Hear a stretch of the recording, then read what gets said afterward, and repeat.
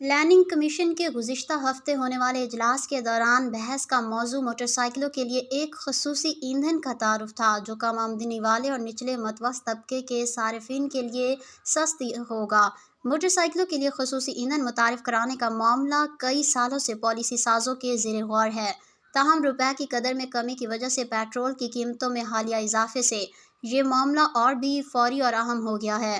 پاکستان کو اکثر یہ اشرافیہ ریاست کے طور پر دیکھا جاتا ہے اور اس کی عکاسی پیٹرول سپلائی چین سے ہوتی ہے جو زیادہ آمدنی والے کار مالکان کے لیے تیار ہے۔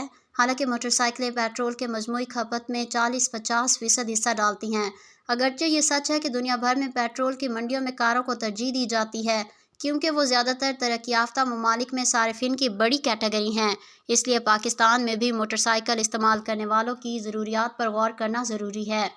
مزید بین الاقوامی خبروں کے لیے ہمارے چینل حقیقت نیوز کو سبسکرائب کریں۔